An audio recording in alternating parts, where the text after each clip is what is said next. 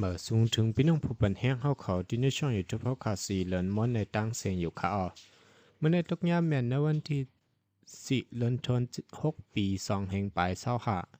แล้วตอนการข่าวเงาคือตอนเขาข่าววันเมื่อในแต่ก่อข่าวเดียวตั้งข่าวเงารายการศึกการเมืองเนอเมืองนอกเมืองหลายๆหัวข้อข่าวเสเดี๋ยวมาสืบล้วนในปันพี่น้องเขาทำเงินจอมกันกว่าอยู่ค่ะอันตั้งสุดในเขาข่าวอันกันก่อทำเย็นด้วยข่าวเงาอันมีหัวข้อข่าวชื่อว่าจุ้มอ้อยหลีปร่อง3 จุ้ม AA TNLA MNDAA โฮมกันปืนเผายึดข้าวยามกึตึกแทง1 เหรียญวันที่2 เดือนจุนม้วนเสนออยู่ที่ดับซึกอ้อยหลีปร่อง3 จุ้มอันป้าดับซึกรถแข่ง AA ดับซึกปลอง TNLA และดับซึกเกากัง MNDAA เขาและโฮมกันเซปืนเผายึดข้าวยามกึตึกแทง1 เหรียญในยาวเนื้อคอปืนเผาจุ้มวยหลีปร่อง3 จุ้มนันรัดว่าหนังฮือเตจังเพียวเปียดติวด้านเศร้าเฮินเยอันไรลู่แล้วกว่าเจอนั่นเส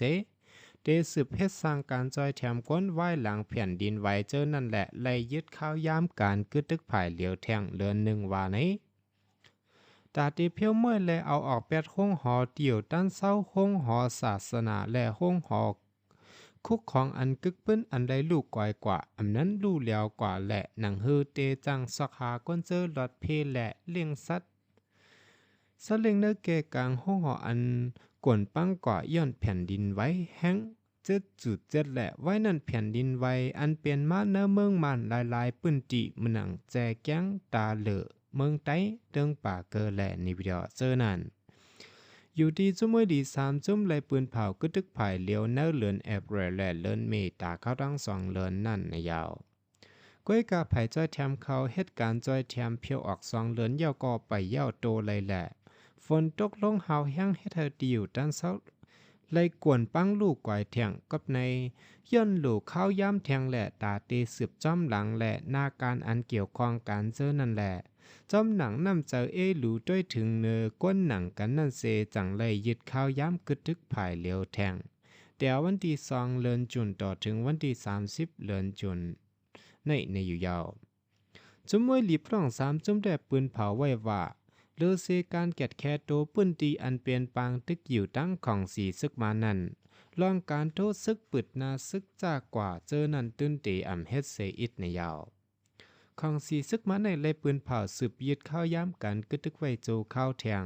เดี๋ยววันที่1 เดือนธันวาคมต่อถึงวันที่30 เดือนธันวาคมในเซตาและให้สั่งเขาแต่ยังตึกสืบมีหลองการเจอเฮิ่มหมินตึกดอแหล่โทษซึกปึดบางตึกอยู่ในยาวพ่องลงศูนย์ได้ศูนย์เป็นก้นลงปองจึงพ่อมอมเจอจัด NUG ออกข่าวไว้ว่าไว้เสเป็นรองแผ่นดินไว้ที่ตั้งใจแก้งเมื่อในวันที่28 เดือนมาร์ชนั้นยาวซึกมันเขาในเอาเฮิ่มมินปล่อยหมากตึกปอกป้องมันมีกว่า5 ปาก5 ปอกเสเฮ็ดเฮามีก้นเลยลูดตายกว่า4 ปาก30 ก่อเสยาวเนื้อแก่เหลือนมา28 วันต่อถึงเดือนเมษายน23 วันนั้นนักเสตากุ้งแลในบิดอยาวกูแจเมืองแหล่กูแจตอนอันกึดเจอนั่นเลยถูกตับซึกมันแล้วเฮิ่มหมินตึกยื้อปล่อยหมักเสิร์ปอกป้องปัก5 ปากปลาย5 ปอกเสเฮ็ดมีคนเลยลู่ตายกว่า4 ปาก36 ก่อและมาเจ็บแทง8 ปาก21 ก่อในอยู่ยาวออกข่าวเงาโหในก็เลยอิงเอามาติเงาแล้งหุ่นเหมือคาเมื่อไหร่ก็หนังเก่าไผ่ตั้งตับซึกมันก่อปืนเผากึดตึกแทงตา1 เดือนว่าไหนจอมหนังฉันนิ้วเตรียมต่างไว้ว่าซึกมันยึดเมืองในแนคออังว่าตาก่อสร้างรองงามเย็นในเสสืบกึดตึกแทงตาเข้าตั้ง1 เดือนแต่เอาในวันที่1ต่อถึงวันที่30 เดือนจุนในเสียงว่าในหนังเก่าซึกมันรัดไว้ว่าเป็นตาปกป้องขึ้นไว้หลังอิงสันแผ่นดินไว้ตาจัดปังเลือกตั้งและตาก่อสร้างรองงามเย็นในเสปืนเผากึดตึกแทงเนื้อปัดปืนเมืองโฮมจุ่มในซึกบานปืนเผาไว้หนังไงไว้หลังอิงสันเฮาแห้งเนื้อหางเหลือนมาเชียวเดี๋ยววันที่2ต่อถึงวันที่22 เดือนแอปริลซึกบานปืนเผากึดตึกกำแหกไว้นั่นแต่วันที่23 เดือนแอปริลต่อถึงวันที่30 เดือนแอปริลซ้ำปืนเผากึดตึกแทงกำทวน2หรือนั่นในวันที่5ต่อถึง31 เดือนเมษซึกบานปืนเผากึดตึกแทงกำทวน3อันปืนเผาแทงในวันจันทร์ในไว้หลังอิงสันเฮาแห้งยาวเป็นกำทวน4 ซึกมันยึดเมืองปืนเผาก็ดึกเป็นตั้งการอยู่เซตะเนินนาตีซึกเจ้าเคอและจุ่มลูกพื้นกุมกำนั่นตึกสืบเป็นปางตึกอยู่หาวแห้งเจอเครื่องมินเครื่องกวางลงยืดตึกแทงเขาตั้งซึกมันปืนเผาก็ดึก3 กำในเจอเครื่องมินตึกยืดจ่อย4 ปาก 40 กำไปเฮ็ดให้คนเมืองลู่ตาย4 ปากไปเนินนันป้าลู่อ่อนอายุ18 ปีลงแต่60ก่อนใน NUG ให้งานไว้หนังไหน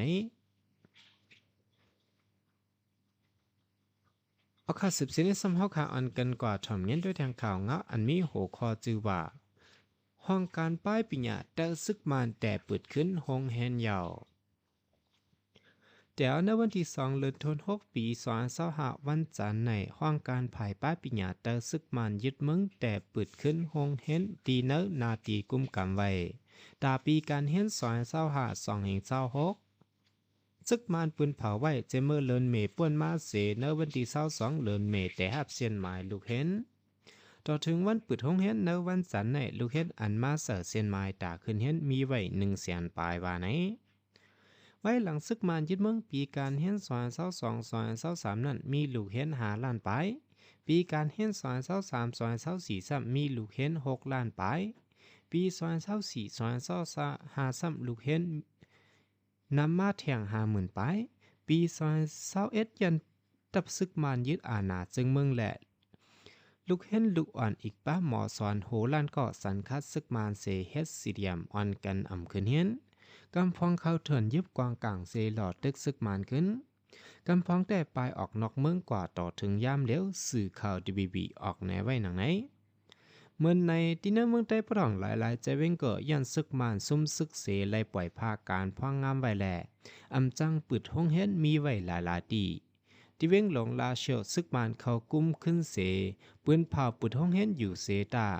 ลูกเฮ็ดลูกอ่อนเจอกว่าปันเซียนหมายขึ้นเฮ็ดมีกำเอกไว้ว่าไหนออกข่าวเงา2 6 ข้อในกอเลยอิงเอามาติชันนิวส์ค่ะออเรื่องสุดในแต่ก่อยันยินจมขอบใจอย่านำถึงปีน้องๆผู้ปันแห้งเขาตั้งเสียงอยู่ค่ะอ้อสังว่าพี่น้องเขาไปเลยติดตามไว้ปันช่องอยู่ทุกพอค่ะสีเลินม้วนในเกาะแค้นต่อใจติดตามไว้ปันเสกำค่ะและเรื่องสุดในแต่ก่อ